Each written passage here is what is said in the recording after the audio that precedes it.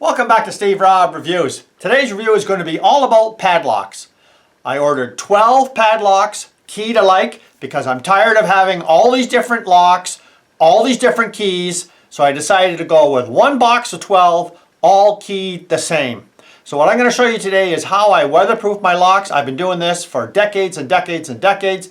When I get a new lock, this is what I do, and it prevents a lot of problems with locks in the future when they're subjected to the outdoors.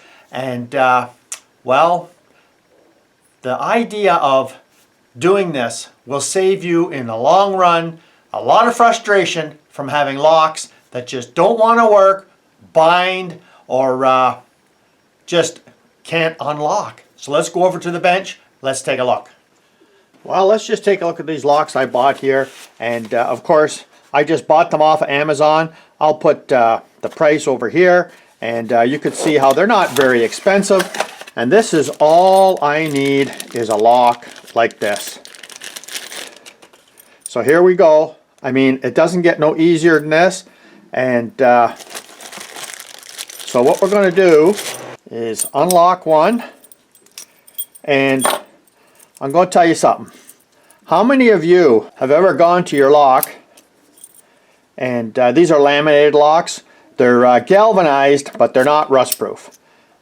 How many of you have ever gone to your lock and it doesn't want to open up like this? Or it rusts, not here, but down inside. And that's the biggest problem that I've run into. So I'll show you what I'm going to do here. It's very simple, very easy.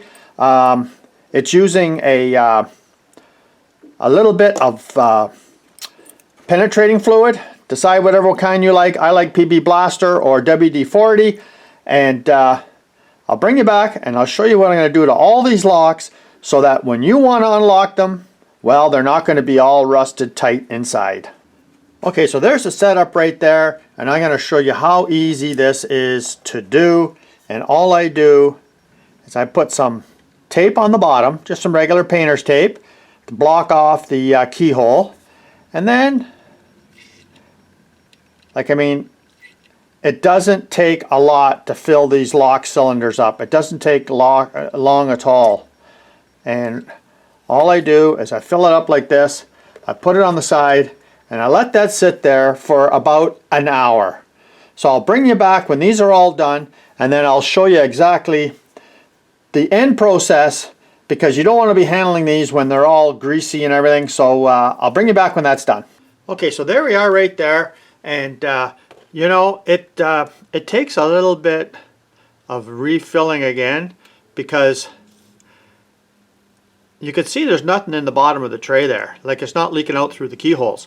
But it'll take about 4 or 5 fills with your lubricant to fill it up completely.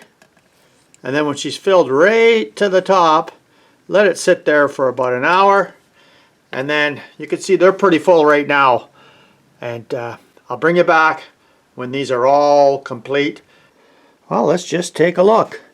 There they all are there, and this is the box from Amazon it came in. I put a couple of towels on the bottom and just let that sit there for the day and drip out, and then I can transport them into that box and put them into service.